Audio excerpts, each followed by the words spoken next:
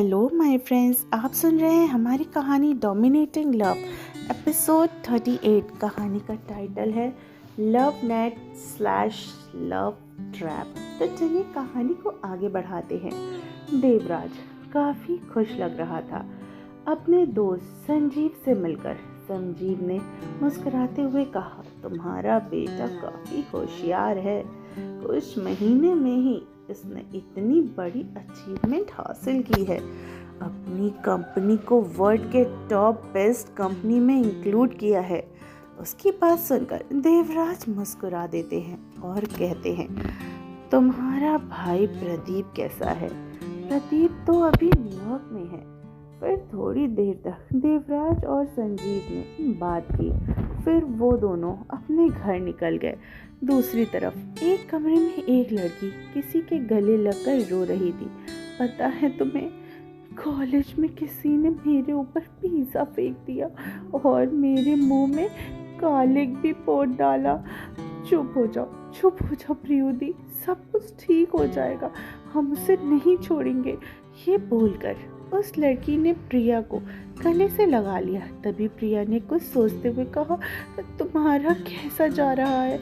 तुमने अपने बॉस को पटाया या नहीं? तभी उस लड़की ने गुस्से में तिलमिलाते हुए कहा, मेरा बॉस? वो तो नजर उठाकर भी मुझे नहीं देखता। ये कितनी गलत बात है। After all I am so gorgeous. सारे लड़के मेरे पीछे कुत्तों की तरह तुम हिलाते फिरते हैं, पर मेरा बॉस, वो तो केवल अपनी बीवी के पीछे पागल है। कुछ भी करके मुझे उसकी सो कॉल्ड पत्नी को अपने रास्ते से हटाना ही होगा। प्रिया ने कुछ सोचते हुए कहा, रोमा, तू ये जो भी कुछ कर रही है उसके बारे में प्रदीप चाचू को नहीं पता चलना चाहिए और ना ही मेरे पापा को, वरना तुम्हारी खटिया खड़ी कर देंगे। आप सही बोल रही हैं प्रियुदी। आपको पता नहीं, जब संजीव अंकल को मैंने ऑफिस में देखा तो मैं डर गई, पर भगवान का शुक्र है उन्होंने मुझे नहीं देखा। फिर मैं पूरे टाइम उनसे छुप छुपा कर रही। पापा को तो मैंने झूठ बोला था कि मुझे रुद्र प्रताप सिंह से, यानी रुद्राक्ष राठौर से बिजनेस सीखना है। मैं तो बस उसे अपना बनाना चाहती थी।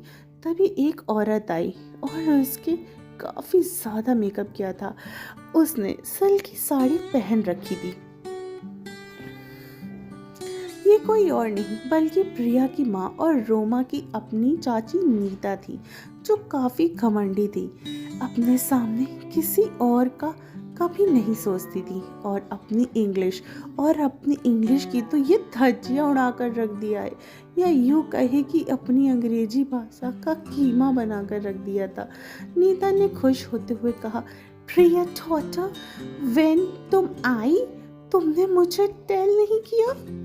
उसकी बात सुन प्रिया ने कुछ नहीं कहा तो रोमा कहने लगी, आंटी आप एक बार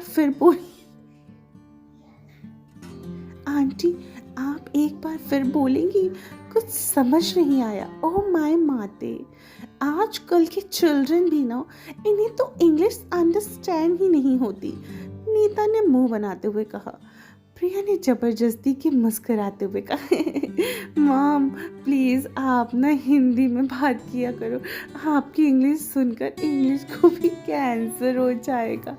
उसकी बात सुनकर नीता ने प्रिया को इग्नोर करते हुए कहा, प्यार से रोमा को कहा, रोमा डॉटर, तुमने रुद्राक्ष राठौर को अपने लव नेट में ट्रैप किया कि नहीं? लव नेट आपका मतलब प्यार का जाल ना? रोमा ने ना समझी पूछा। हाँ वही। तुमने रुद्राक्ष राठौर को अपने प्यार के जाल में फंसाया कि नहीं? नीता ने खुद को सही करते हुए कहा, नो आंटी, लव नेट नहीं होता है, वो लव ट्रैप होता है। रोमा ने नीता को समझाते हुए कहा, जब तुम अंडरस्टैंड हो ही गया है तो फिर तुम मेरी फ्रीक्वेंसी को इंसल्टिंग कर रही हो, नीता ने गुस्से में कहा और वहां से चली गई। उसने खुद में बड़बड़ाते हुए कहा, ऑल पीपल्स बेइज्जती मेरी इंग्लिश लैंग्वेज, दे अंडरस्टैंड नहीं कर सकते कि हाउ बुरा मैं फील करती हूँ। दूसरी तरफ एक कमरे में एक आदमी बैठा हुआ था। उसने खुद से बड़बड़ाते हुए कहा, रुद्राक्ष राठौर, मैंने पहला दाव अपना खेल दिया है, अब देखो क्या होगा तुम्हारे साथ। ये बोलकर वो हंसने लगा। फिर सामने टेबल पे रखा एक फोटो उठाया जिसमें रुद्राक्ष और रिदम की तस्वीर थी। रणबीर ने तुरंत बीच से वो फोटो फाड़ दी और रुद्राक्ष की फोटो में लाइटर से आग लगा दिया और हंसते हुए बोलता है, रुद्राक्ष तू तो गया। फिर उसने ध्वनि की फोटो को चूमते हुए कहा, फिर उसने रिदम की फोटो को चूमते हुए कहा, रिदम रिदम रिदम कितनी खूबसूरत हो तुम, पर अब तुम्हारी यही खूबसूरती तुम्हारे लिए श्राप बनेगी।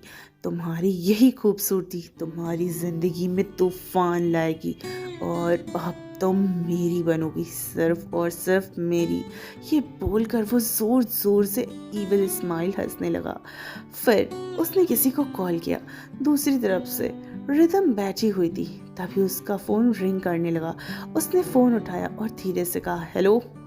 तभी दूसरी तरफ से आवाज आई, जान कैसी हो तुम? आशा करता हूँ अच्छी होगी। आखिर मेरी बनने जो जा रही हो तुम, और जो मैंने बोला वो तुमने किया या नहीं? तभी रिदम ने गुस्से में झल्लाते हुए कहा, आखिर क्यों कर रहे हो तुम मेरे साथ? बहुत बड़ी कीमत चुकानी होगी इसकी। चुप, एकदम चुप। जितना बोला है उतना कर, वरना तेरे दोस्त सीधा स्वर्ग सिधार जाएंगे, समझी? ये बोलकर उसने कॉल डिस्कनेक्ट कर दी और एक लोकेशन रिदम को सेंड कर दिया। रिदम को खुद की हालत पर रोना आ रहा था। उसने रोते हुए खुद से कहा, क्यों क्यों मेरे साथ ही क्यों ऐसा होता है? आखिर मैंने किसी का क्या बिगाड़ा है? मुझे कुछ समझ नहीं आ रहा है। तभी उसे वॉशरूम से शावर की आवाज़ आई। उसने खुद से कहा, लगता है रुद्राक्ष शावर ले रहे हैं, जल्दी से कुछ ना कुछ तो करना ही होगा। उसने जल्दी से पर्स निकाला और वहाँ से भाग गई। वो रास्ते में भागे जा रही थी, तभी एक कार उसके सामने आकर रुकी। उसमें से एक आदमी बैठा हुआ था और उसके चेहरे पर एक खतरनाक मुस्कुराहट थी। उसने हंसते हुए कहा, जान बाहर क्यों खड़ी हो, जल्दी अंदर आओ वरना ठंड लग जाएगी। तो फ्रेंड्स, कैसी लगी आपको हमारा आज की कहानी? तो फ्रेंड्स, कैसी लगी आपको हमारी आज की कहानी? आई होप पसंद आई हो। तो प्लीज़ आज कमेंट ज़रूर कीजिएगा। अगर आप चाहते हैं इस कहानी को मैं रेगुलर अपलोड करूँ तो यार मुझे कमेंट्स तो करो। अगर मुझे कमेंट्स नहीं करोगे तो मुझे कैसे पता चलेगा कि आपको कहानी अच्छी लग रही है?